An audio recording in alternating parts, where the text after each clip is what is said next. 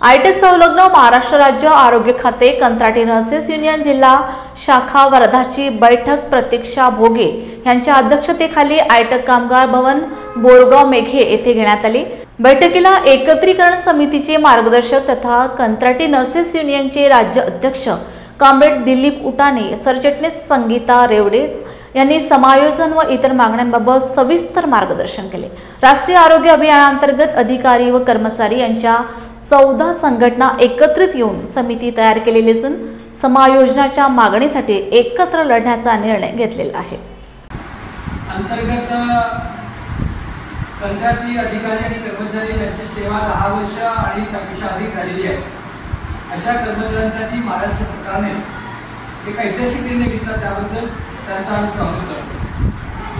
14 मार्च 2024 रोजी शासन निर्णयाची अंमलबजावणी करा, उच्च न्यायालयाच्या आदेशाची अंमलबजावणी करा या मागणीला घेऊन संपूर्ण महाराष्ट्रातील कंत्राटी कर्मचारी दिनांक 10 व 11 जुलै 2025 रोजी आझाद मैदानावर तीव्र प्रदर्शन करून सरकारचं लक्ष वेधण्याचे कार्यक्रम करते। महाराष्ट्र सरकारने फक्त या शासन निर्णयामधील 69 कॅडरपैकी 2 कॅडर ड्रायव्हर आणि ग्लासकोट यांचे आदेश दिलेले, परंतु सरकारने अजूनही कोरोना काळामध्ये काम करणाऱ्या कंत्राटी नर्सेस, पीओ, एलटी आणि इत्यादी कर्मचाऱ्यांचा जो आदेश दिलेला असल्यामुळे संपूर्ण महाराष्ट्रामध्ये संतापाची लाट पसरलेली आहे।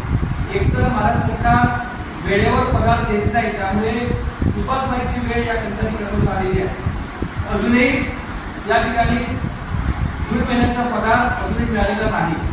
अशा विविध प्रश्न आहेत, कुठल्याही प्रकारचे यांना विमा मिळत नाही आहे आणि ते विमा या ठिकाणी सरकारने द्यावं।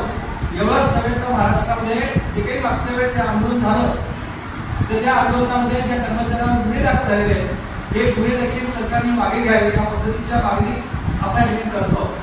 मागील 2018-20 मध्ये जे वेतन सुसूत्रीकरण झालेलं आहे त्या वेतन सुसूत्रीकरणामध्ये जी तफावत आहे, म्हणजे नव्या लोकांना जास्त पगार आणि जुन्यांना कमी पगार, याची तफावत दूर करून आता सगळ्याच महाराष्ट्र सरकारने विविध लोकांना पगारवाढ केलेली आहे, परंतु या कंत्राटी कर्मचाऱ्यांना अजून पगारवाढ केलेली नाही। त्यामुळे महाराष्ट्र सरकारने पगारवाढ करावं।